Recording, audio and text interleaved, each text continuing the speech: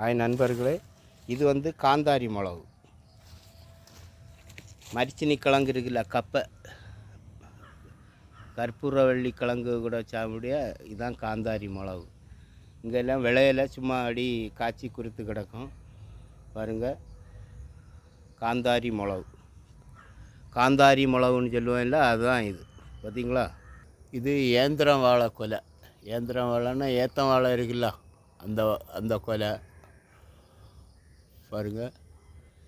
இங்கே நிறைய கொலைகள் அப்படி கொலைச்சி நிற்கிது. ஏந்திரம் வாழை, ரசக்கதளி கொலை காணிச்சு தரேன். ஏந்திரம் வாழைய என்ன இருக்குல்ல கொலை. எங்கள் ஊரில் எல்லாம் இந்த கொலை வாழை நிறைய நடுவாங்க. சும்மா நட்டு வளையெல்லாம் நட்டு விடுவாங்க. நல்ல கொலை கொலைச்சிருக்கு.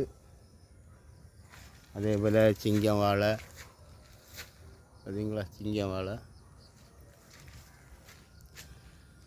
இது நண்பர்களே, இது வந்து கூவக்கிழங்குன்னு சொல்லுவோம். கிழங்கு வெள்ளையாக இருக்கும். இதெல்லாம் நல்ல ஹெல்த்தி புட்டாகும். பழைய காலத்தில் உள்ளவங்க இதை தான் வச்சு சாப்பிடுவாங்க கூடுதல். ஹெல்த்து புட்டு. இது மூட்டில் நிற்கான்னு பார்ப்போம், பிடுங்கி பார்ப்போம். பிடுங்க முடியலை, உள்ளே இருக்கும். பிடுங்க முடியலை, உள்ளே இருக்கும் கிழங்கு.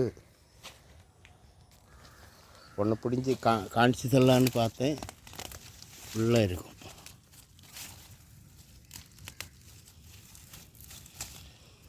கிழங்கு அடியில் தான் இருக்கும். நல்ல ஹெல்த்து புட்டு உள்ளது.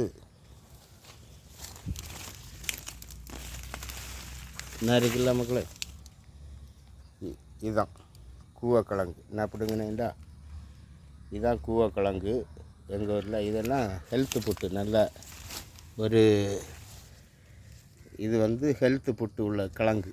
இதை அவிச்சி உப்பம் போட்டு அவிச்சி சாப்பிட்டோன்னா அப்படி டேஸ்ட் அப்படி இருக்கும். இதுதான் கூவக்கிழங்கு செடி. இந்த வீடியோ பிடிச்சிருந்தா ஒரு லைக் பண்ணுங்கள் மக்களே. பாய்.